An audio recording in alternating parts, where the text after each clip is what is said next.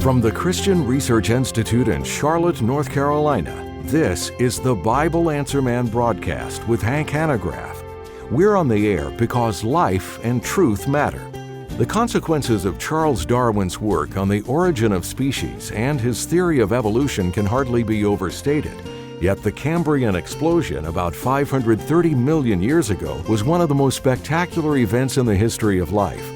In a short window of geological time, an abundance of new animals arose fully formed without evidence of any evolutionary ancestors. Darwin viewed this phenomenon as an inexplicable mystery and intellectual dilemma for his theory of evolution.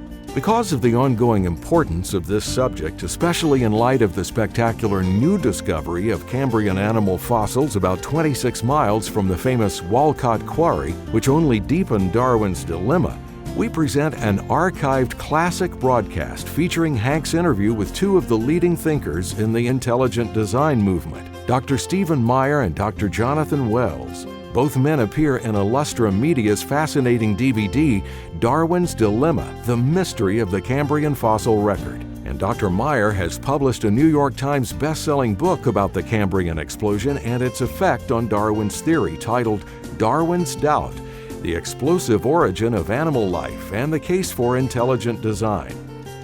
And now, here's the president of the Christian Research Institute, Hank Hanegraaff.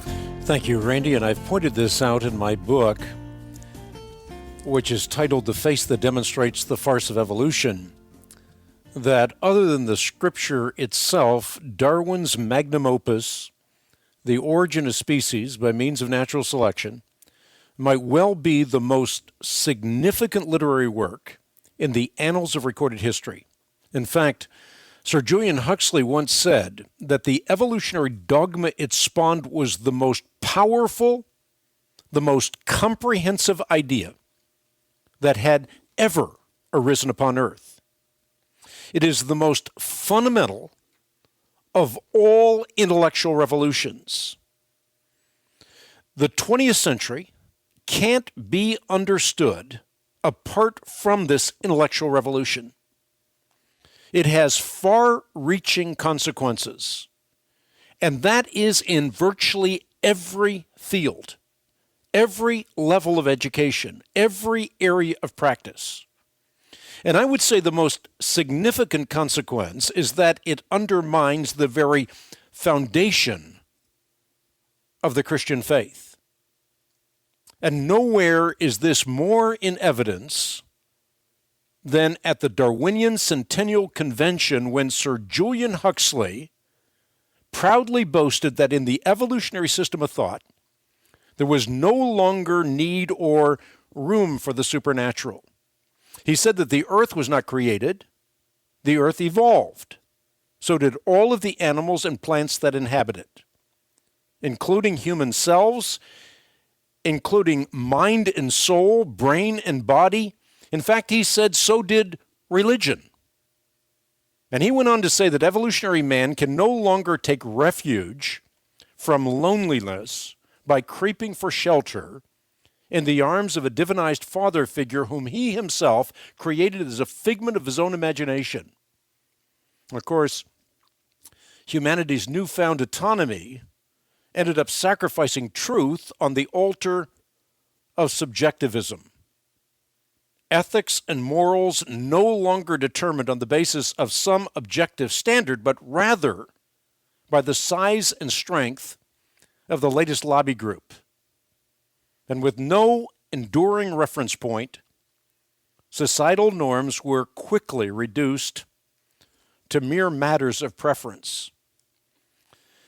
Evolution is one of the most spectacular examples of how a speculative idea for which there is no hard evidence can come and overtake the thinking of a whole society, in fact, dominate a civilization.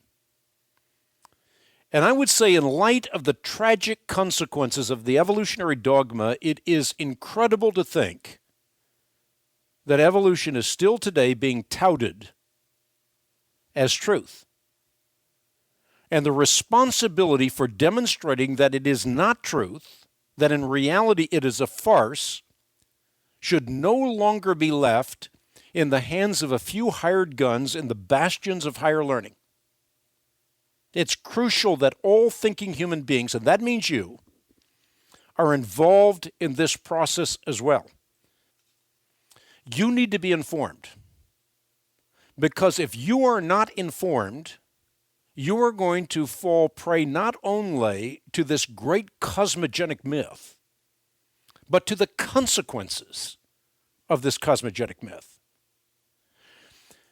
And Illustrium Media has produced, I quite frankly, I don't know how to describe this, except I turned it on and I saw the computer animation, I saw the color, I saw the poignant remarks, the beauty of the presentation, and I was awestruck. And many of you know I have 12 kids. And I immediately said, we've got to sit down and watch this DVD together. Bottom line is that this is why we're doing the broadcast today. This is why I want to put this DVD into your hands. This is not about making a sale. This is about equipping you so you don't fall for mythology. Tomorrow we're going to talk about some of the consequences in my opening monologue. I've got some ideas of what I want to communicate to you about the consequences of the evolutionary dogma, including eugenics. Stay tuned. We'll talk about that tomorrow. Today, I have two men on the broadcast who are no stranger to this ministry. Jonathan Wells, he's a senior fellow at the Discovery Institute, and he has 2 PhDs. One in molecular and cell biology from Berkeley, and the other in religious studies from Yale. And I love the way he talks, and you will hear him not only on the DVD, but during the broadcast. He is very thoughtful. He's a brilliant guy, but you can understand exactly what he's talking about. I can understand him. We also have Stephen Meyer. He's been on the broadcast many times as well. He's the director and senior fellow at the Center for Science and Culture at the Discovery Institute. He's earned a PhD in history and philosophy of science from Cambridge. And he's written a lot of great books, including The Signature in the Cell, which we'll be talking about a little bit during the broadcast. His books, as well as Jonathan Wells' books, are available on the World Wide Web at equip.org. You've got to take a look at them, purchase them. There just isn't any better literature in the field, so take a look at their books on the World Wide Web at equip.org, and I am very pleased to have them on the broadcast. Thank you for joining me today, gentlemen. It's a pleasure to be here. Yeah, thank you, Hank. It's great to be back. This DVD is stunning, and Stephen, I want to start with you. It's titled Darwin's Dilemma. We should start out communicating exactly what Darwin's dilemma was. Well, Darwin was a scientist and therefore committed, in theory, to following the evidence wherever it leads. But the problem with the Cambrian explosion is that, and the Cambrian fossil record all around the world, is that it points in exactly the opposite direction that his theory indicates we should be seeing as far as the evidence. We find Darwin's most famous icon, as Jonathan has put it, is the universal tree of life, the idea that all the living forms that exist today, whether we're looking at birds or reptiles or mammals, all evolved from simpler pre-existing forms going back to a simple primordial organism. And that process of evolution would have created a great kind of branching tree over time as one form morphed gradually into other more complicated forms, which in turn morphed and evolved into other more complicated forms right up to the present. On that picture of the history of life, you should expect to see a series of transitional forms going back to the very earliest times in geologic history in the fossil record, and you should see those gradual transformations.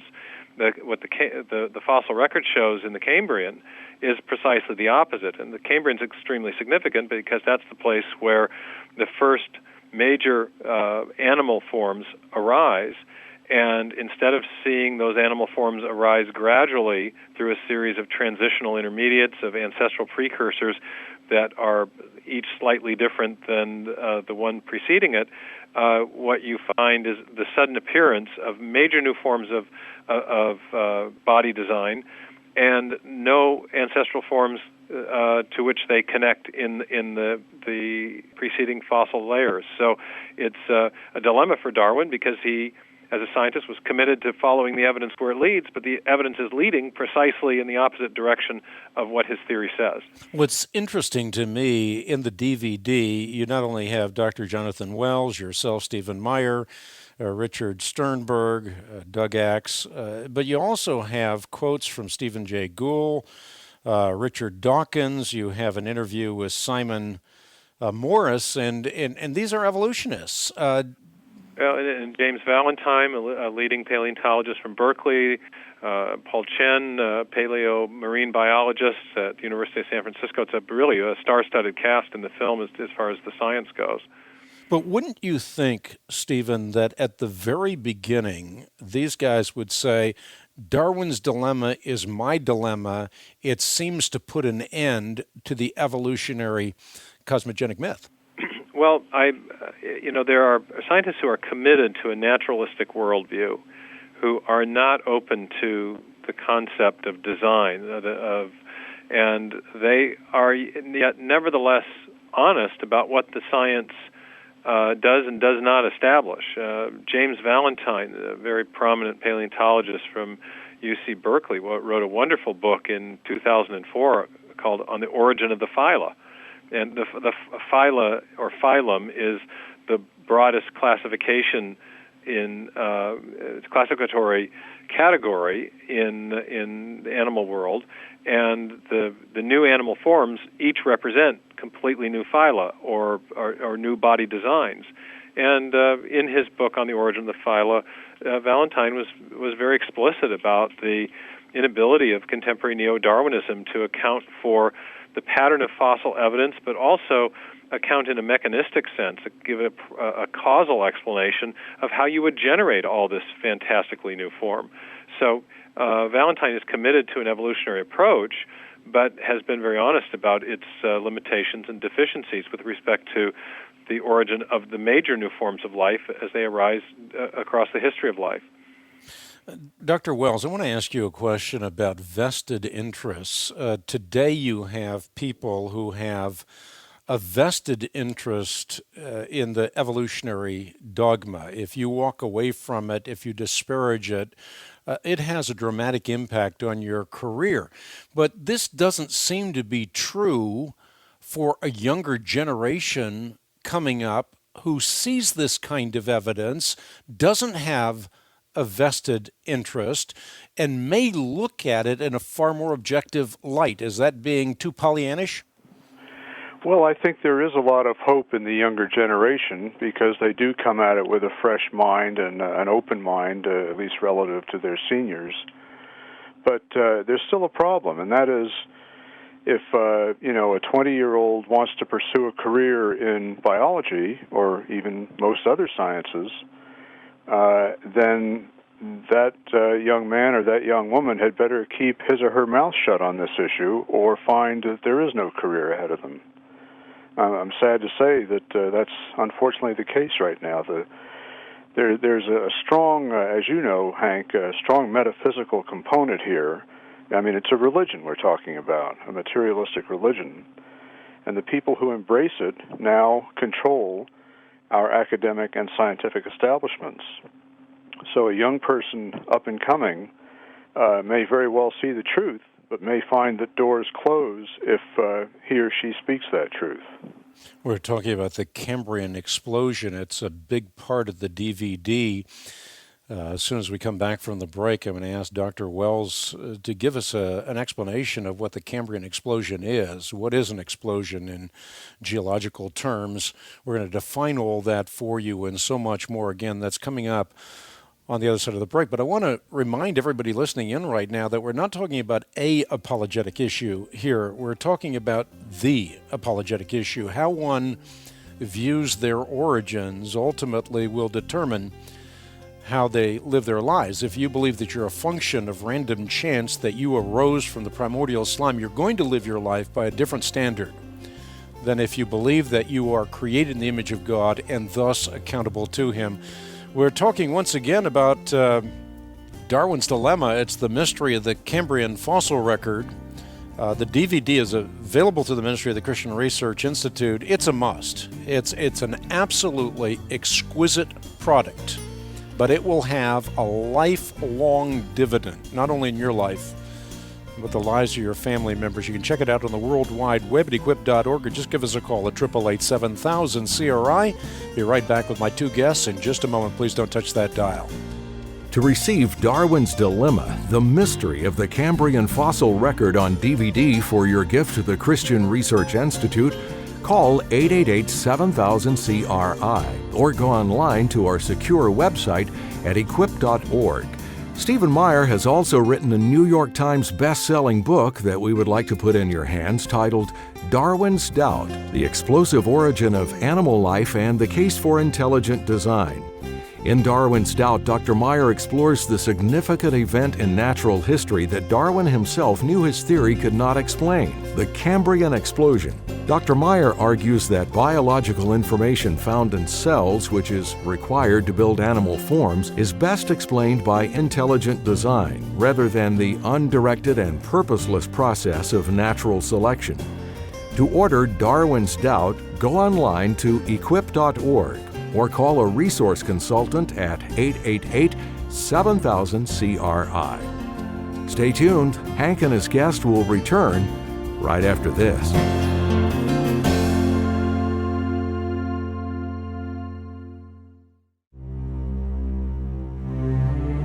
Breaking the code of the Book of Revelation has become an international obsession.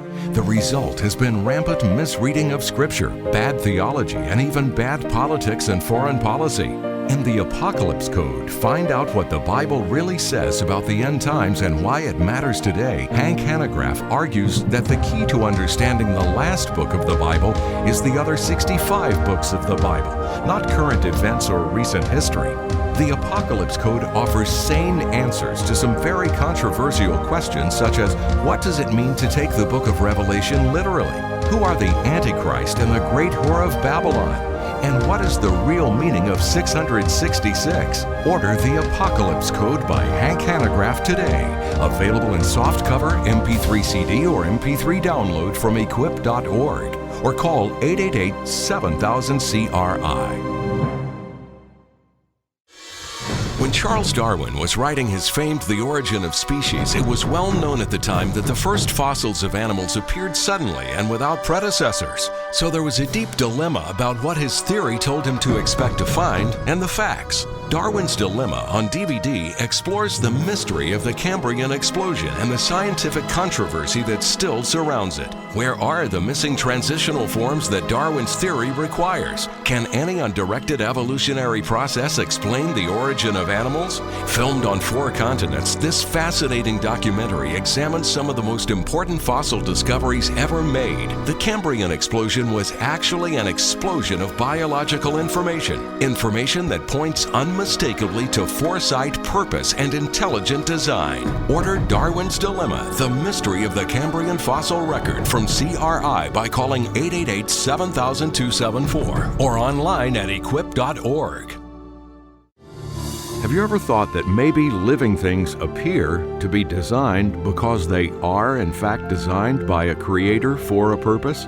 In the book Undeniable, How Biology Confirms Our Intuition That Life is Designed, molecular biologist Douglas Axe argues that the key to understanding our origin is the design intuition.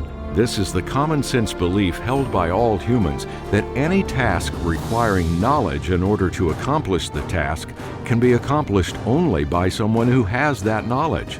For the ingenious task of inventing life, this knower can only be God.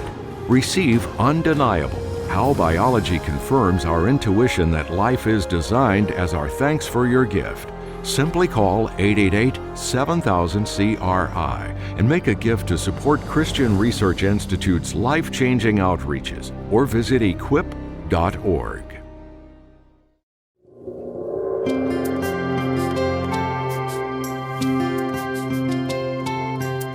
In virtually every area of society today, we see the effects of a naturalistic worldview, which derives its intellectual foundation largely from Charles Darwin's theory of evolution. The Cambrian explosion, however, poses an insurmountable problem for this theory, a problem Darwin himself found mystifying.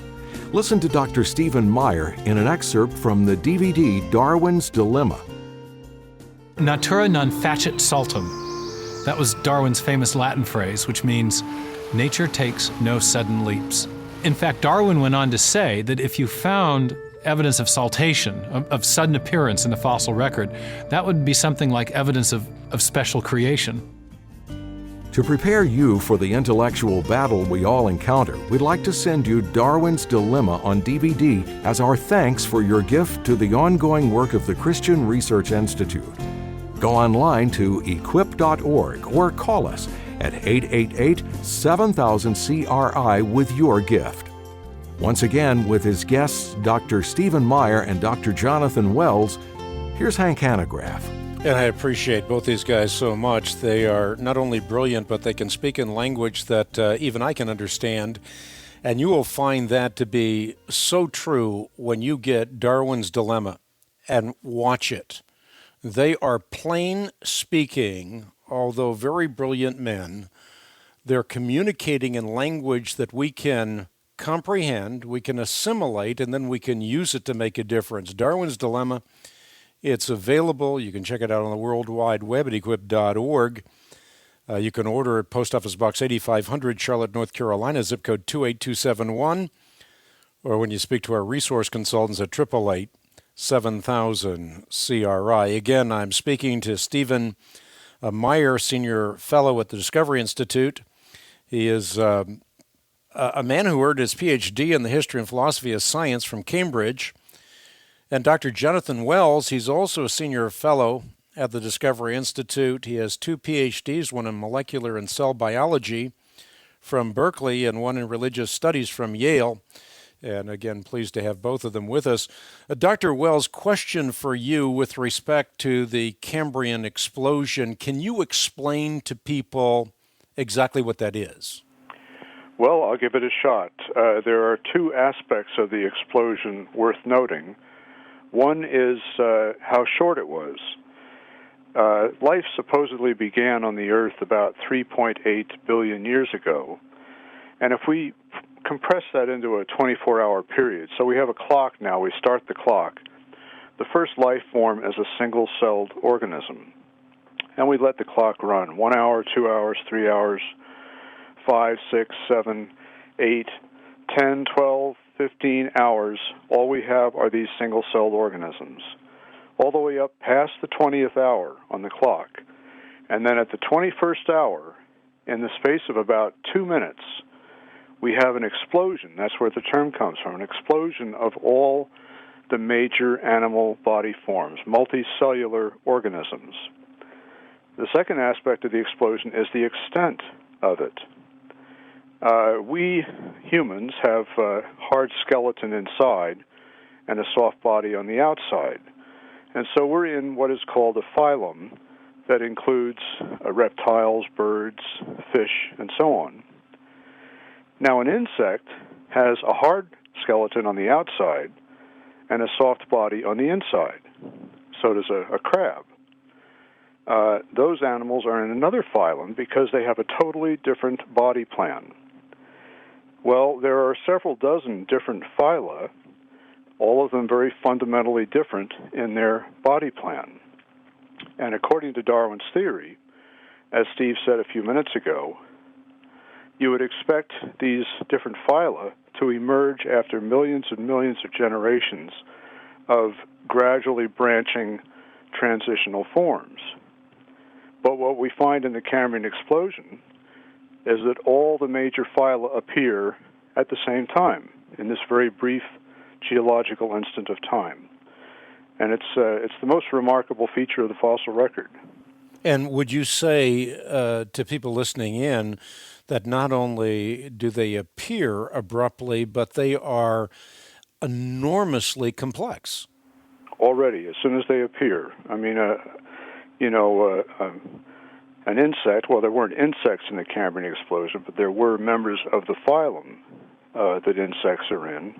And when they appear, as you say, they have compound eyes, articulated limbs, and bodies every bit as complex as we see today, right there at the beginning.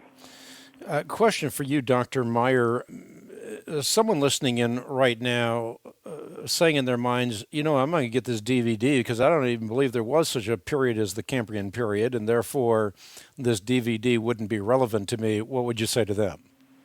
Well, there's pretty good evidence that that life a long time ago was different than it is now, and there's been an orderly progression in the history of life of layers of rock laid upon each other, and so geologists have been able to name and label those layers, and so we know from watching the way sediments are laid down today that older stuff is on the bottom and younger stuff gets laid down on top of it. So if you go back in time, you can get a picture of the history of life, the progression of life forms as they come into existence. And the striking thing about that progression is that it's decidedly non-Darwinian. And it's fascinating. I mean, we have these impressions in rocks of creatures that are, in many cases, no longer with us, and we can really see what they were like. It's an absolutely fascinating thing to study just for its own sake. And then there are other creatures that are with us still today. One of the forms that's preserved in the Cambrian is a comb jelly, and there's been absolutely no evolution over that entire span of geologic history. Comb jellies today are pretty much the same kind of critters that first appeared in the Cambrian. So there's a whole bunch of puzzles here from a Darwinian point of view. The sudden appearance, the absence of transitional form, the stasis, the absence of change over long periods of time. And but I think the fundamental puzzle is actually how do you build these animals? Because the Darwinian mechanism, for many reasons that we could explain, is just not a sufficient or adequate cause for the production of the kind of intricate and integrated complexity that we see in these organisms. And one thing I think I should just make clear is that the Cambrian explosion is not some isolated anomaly for modern evolutionary theory. The central question that Darwin was trying to explain in his book, The Origin of Species, in 1859, was the origin of new biological form. And here we are, and that question is still unresolved. In fact, there was a book that came out with MIT Press just a couple years ago called On the Origin of Organismal Form, and in the introduction to this book, written by some very leading evolutionary and theoretical biologists, the authors of the introduction, the editors, listed a series of questions that modern Darwinism had failed to answer, and one of them was the origin of form. And I thought to myself, but wait, I thought that was the question it was supposed to have resolved, and I think that's where we are. 150 years on, we have this puzzling pattern of appearance in the fossil record, but we also have no evolutionary mechanism that can account for the origin of these new complex integrated structures, these new body plans and body designs that arise with the Cambrian animals. You are a committed Christian as well as an accomplished scientist. How important is it for all of us to be able to not only, as Christians, be able to read the Scriptures for all it's worth, but learn to read the book of nature?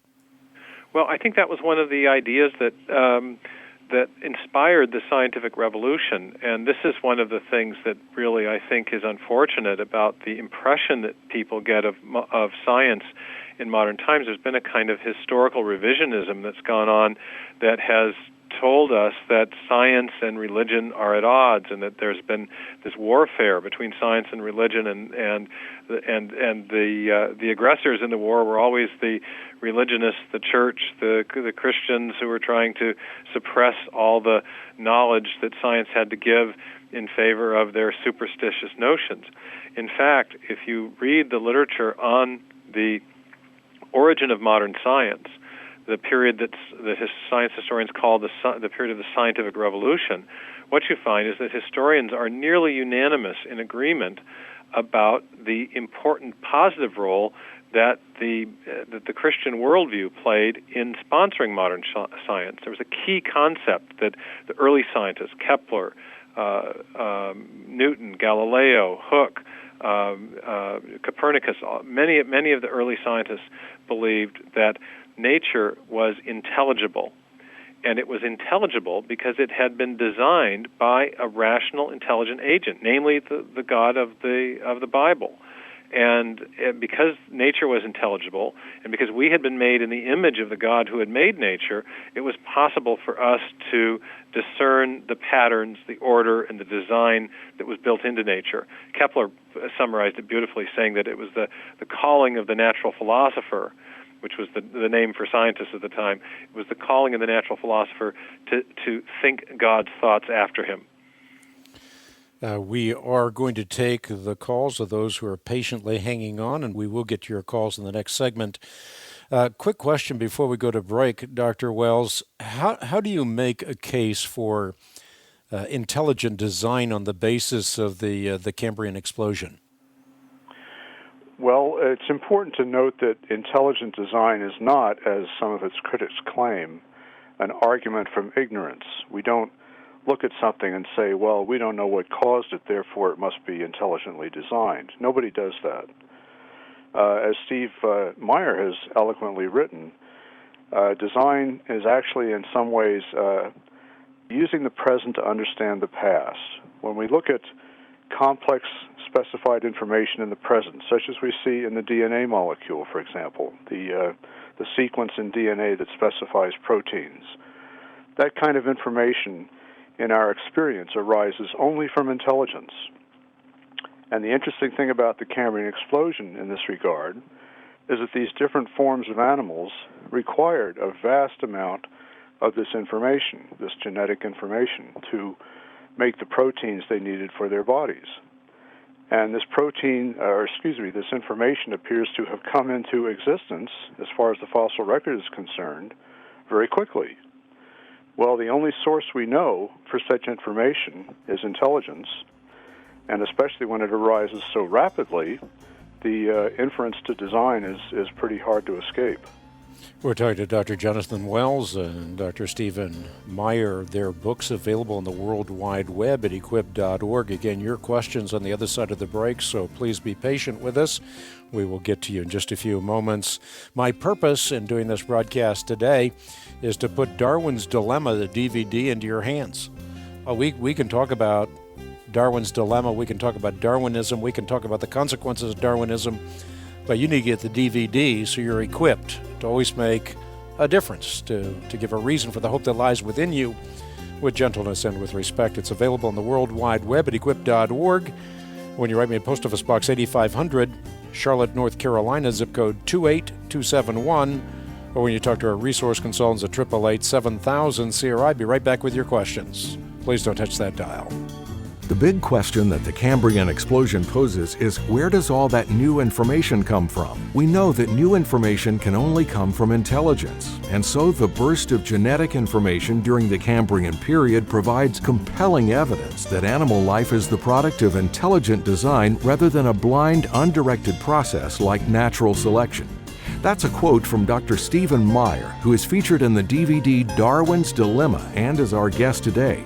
Dr. Meyer is also the author of an insightful book on the subject, Darwin's Doubt, The Explosive Origin of Animal Life and the Case for Intelligent Design. In Darwin's Doubt, Dr. Meyer tells a story of the mystery surrounding the explosive emergence of animal life during the Cambrian period, a mystery that cannot be explained by purely purposeless and undirected evolutionary process, but is better explained by intelligent design.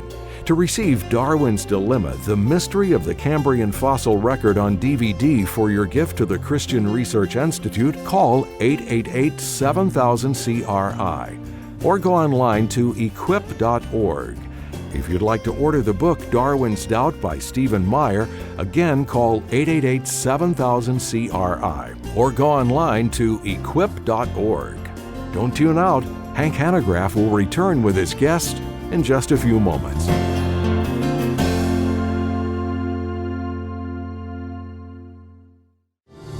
What's left of a theory of origins once it has been conceded that it doesn't explain how things originated? Fact is, chemistry and chance simply cannot account for the origin of biological life. And atheists and agnostics who think that life emerged from blind, undirect natural processes must come to grips with this reality. For Christians eager to defend the rationality of a faith under relentless siege by scientific materialism, don't miss the withering intellectual firepower of Illustra Media's film Origin, Design, Chance, and the First Life on Earth. As thanks for your gift and support of the ongoing work of the Christian Research Institute, Hank Hanegraaff would like to send you the film Origin on DVD. Just call 888-7000-CRI and make a gift to support CRI's life-changing outreaches, or visit equip.org. That's equip.org. When Charles Darwin was writing his famed The Origin of Species, it was well known at the time that the first fossils of animals appeared suddenly and without predecessors. So there was a deep dilemma about what his theory told him to expect to find and the facts. Darwin's Dilemma on DVD explores the mystery of the Cambrian explosion and the scientific controversy that still surrounds it. Where are the missing transitional forms that Darwin's theory requires? Can any undirected evolutionary process explain the origin of animals? Filmed on 4 continents, this fascinating documentary examines some of the most important fossil discoveries ever made. The Cambrian explosion was actually an explosion of biological information that points unmistakably to foresight, purpose, and intelligent design. Order Darwin's Dilemma, The Mystery of the Cambrian Fossil Record from CRI by calling 888-7000-274 or online at equip.org. Breaking the code of the Book of Revelation has become an international obsession. The result has been rampant misreading of Scripture, bad theology, and even bad politics and foreign policy. In the Apocalypse Code, find out what the Bible really says about the end times and why it matters today. Hank Hanegraaff argues that the key to understanding the last book of the Bible is the other 65 books of the Bible, not current events or recent history. The Apocalypse Code offers sane answers to some very controversial questions, such as what does it mean to take the book of Revelation literally? Who are the Antichrist and the great whore of Babylon? And what is the real meaning of 666? Order the Apocalypse Code by Hank Hanegraaff today. Available in softcover, MP3 CD, or MP3 download from equip.org. Or call 888-7000-CRI.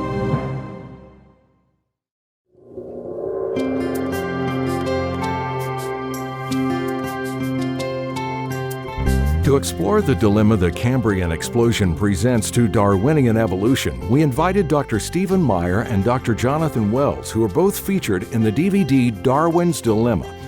A major difficulty for Darwin's theory is the extraordinarily low probability of natural selection operating on random mutations to produce new complex body-animal plans at all, let alone the spectrum of new animal body plans we see appearing in the very brief Cambrian period. This is brilliantly explained in these excerpts from the DVD.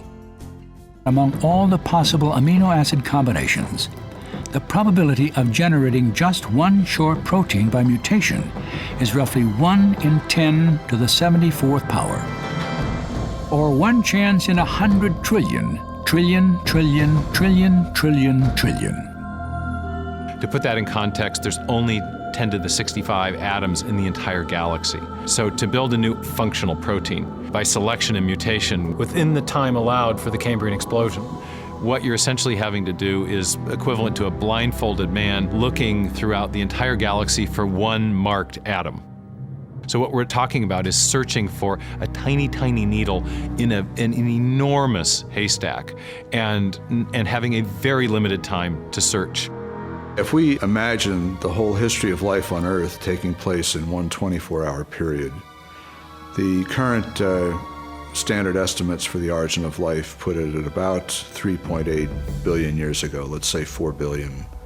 So if we start the clock then, our 24-hour clock, 6 hours, nothing but these simple single-celled organisms appear, the same sort that we saw in the beginning. 12 hours, same thing. 18 hours, same thing. 3/4 of the day has passed, and all we have are these simple single-celled organisms. Then at about the 21st hour, in the space of about 2 minutes, boom, most of the major animal forms appear in the form that they currently have in the present. And many of them persist to the present, and we have them with us today. Less than 2 minutes out of a 24-hour period. That's how sudden the Cambrian explosion was. Hear more about why the remarkable explosion of life during the Cambrian period is best explained by the existence of a transcendent intelligence when you request Darwin's Dilemma for your gift to CRI. Call 888-7000-CRI or go online to equip.org. And now, here's Hank Hanegraaff.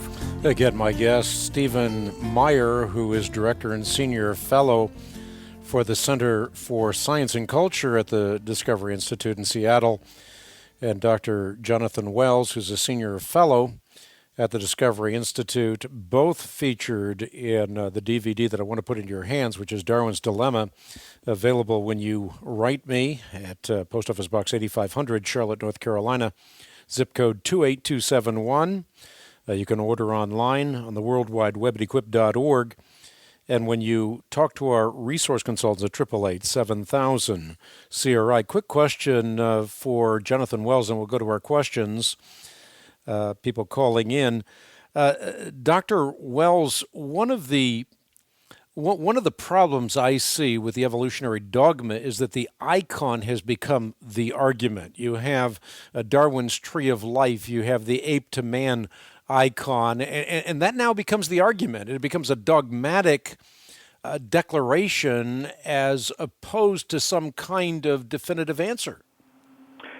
Absolutely right. You've probably, I'm sure you, Hank, have heard the term that evolution is a fact. Well, of course, evolution has lots of meanings. If we simply mean change over time, then of course it's a fact. But usually in that context, it means Darwin's theory, especially this branching tree of life idea, where all organisms are connected by transitional forms to a common ancestor. And that's asserted to be a fact. Actually, it's not. It doesn't fit the evidence. How could it possibly be a fact? I want to go to the phone lines, talk to Dan. He's listening on XM Radio, XM 170 in Baton Rouge, Louisiana. You're on with Stephen Meyer and Jonathan Wells. Hi, Dan. Hi, thank you for taking my call. It's a wonderful program. I'm so delighted that your guests have made the connection between Christianity and scientific inquiry. We've just lost the fact of the symbiotic relationship between the appreciation of the natural law and scientific inquiry. My question deals with the Reformation and whether it had a role in promoting additional scientific inquiry or whether it might have been an impediment to it. Historians of science long saw that the Reformation had a positive role, partly because it insisted on the contingency of nature on the will of the Creator. The Greeks believed in an orderly system, but they believed that order was intrinsic to the natural world. It was a kind of logically necessary order. And so whatever seemed most logical to us must have been the way nature was put together as well. I used to illustrate this in a lecture when I was teaching history and philosophy of science with paintbrushes. There are lots of different ways to make a paintbrush. And what the Greeks missed was that kind of simple truth. They thought, well, if the nature is an orderly system, then it must obey what seems to be most logical to us. So therefore, the most logical thing with respect to planetary orbits is the perfect motion is a circle. That's the most logical thing to us. Therefore, nature must have circular planetary orbits. And what the reformers insisted on was the biblical doctrine of creation, and that had the idea that the natural world was dependent entirely, it was contingent upon the will of the Creator. So while it was a rational order, it could have been many different kinds of rational order. Gravity might have been an inverse square law, or it might have been an inverse cube law. We have to go and look and find out. The planets orbiting the sun might do it in circles, but they might do it in ellipses as well. The Creator could have done his work in many different ways.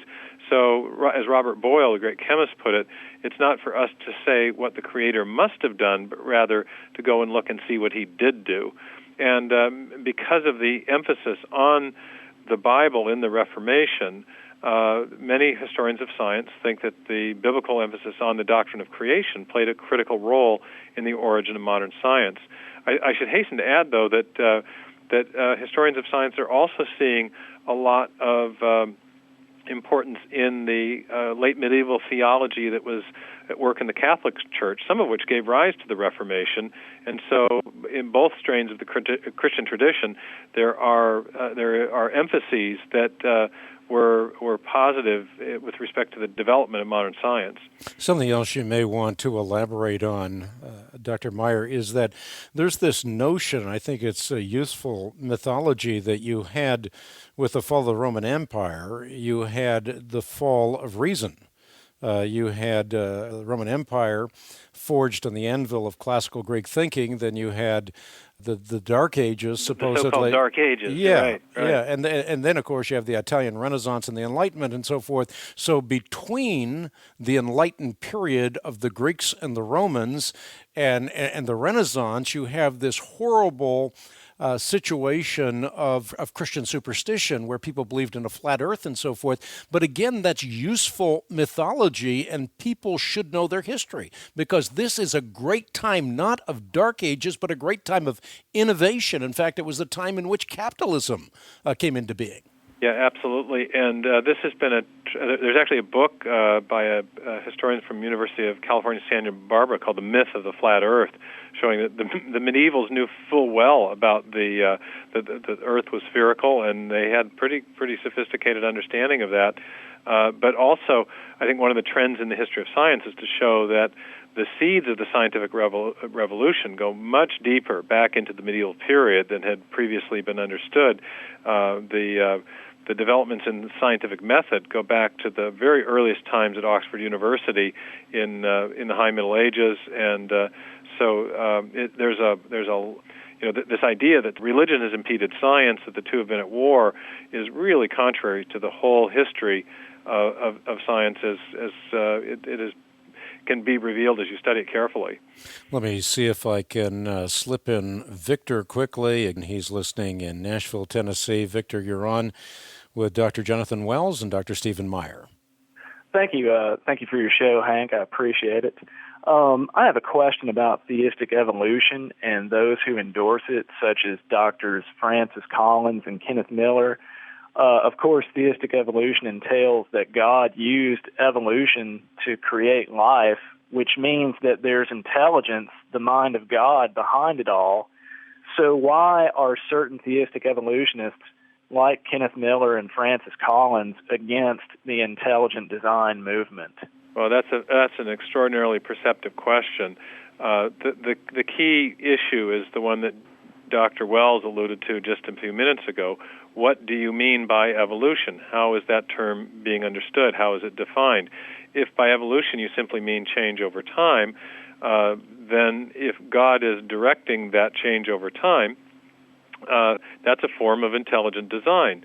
On the other hand, if by evolution you mean the purely undirected mechanism, Darwinian mechanism of natural selection acting on random mutations, then you've got a different kind of problem, because the Darwinian mechanism is asserted by the Darwinists to be a purely undirected, mindless process.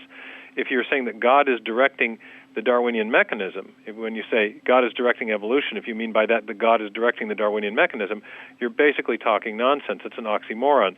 Not even God can direct a wholly undirected process, because as soon as it's directed, it's no longer undirected. So either you have a logical incoherence associated with theistic evolution, or you have a form of intelligent design. And I think that's a great dilemma that none of the prominent advocates of theistic evolution have wanted to clarify. And if you go on the BioLogos website, Collins and his colleagues are pretty cagey about whether they believe that evolution is directed or undirected. In fact, at one point I heard Collins say that it could be directed, but I think that's the great question. Is it directed or undirected? If it's undirected, it's a form of at best, deism, and yet Collins is a professing evangelical Christian, so how do you square those two things? If it's directed, it's a form of intelligent design, and yet Miller and Collins are publicly critical of that. So I'm not quite sure how to make that position coherent. Dr. Wells, I want to thank you so much for being on the broadcast. It's been a great privilege. My pleasure. Dr. Meyer, same as with Dr. Wells, an incredible privilege to have you on the broadcast. It's been great to be with you, Hank, and thanks for highlighting for your audience this important new resource. I think people are going to be blown away. It's a great mystery story, it's a great scientific argument, and it's all woven together with beautiful visuals. And again, it's called Darwin's Dilemma, the Mystery of the Cambrian Fossil Record. It is available to the World Wide Web at equip.org. When you write me at Post Office Box 8500, Charlotte, North Carolina, zip code 28271. And when you speak to our resource consultants at 888-7000-CRI, remember how one views their origins ultimately will determine how they live their life. Darwin's Dilemma, it is a must for you, for your family, and for your friends. We're out of time for this edition of the Bible Answer Man broadcast. Look forward to seeing you next time with more of the show. Thanks for tuning into the Bible Answer Man broadcast. We'd like to thank Drs. Stephen Meyer and Jonathan Wells for joining us today. When Charles Darwin was writing his famed On the Origin of Species, it was well known that the first fossils of animals appeared suddenly without predecessors in the geological record. So there was a deep conflict between what his theory predicted would be found and the facts. Darwin's Dilemma explores the mystery of the Cambrian explosion and the scientific controversy that still surrounds it. Filmed on 4 continents, this fascinating documentary examines some of the most important fossil discoveries ever made, and with them, a mystery deeper than Darwin ever imagined. The Cambrian explosion was actually an explosion of biological information that points unmistakably to foresight, purpose, and intelligent design. Receive Darwin's Dilemma on DVD as our thanks for your gift to CRI by calling 888-7000-CRI, or go online with your gift to equip.org. You can also write to us at Post Office Box 8500, Charlotte, North Carolina, zip code 28271. The Bible Answer Man broadcast is funded by the Christian Research Institute, a ministry supported solely by listeners like you. We're on the air because life and truth matter.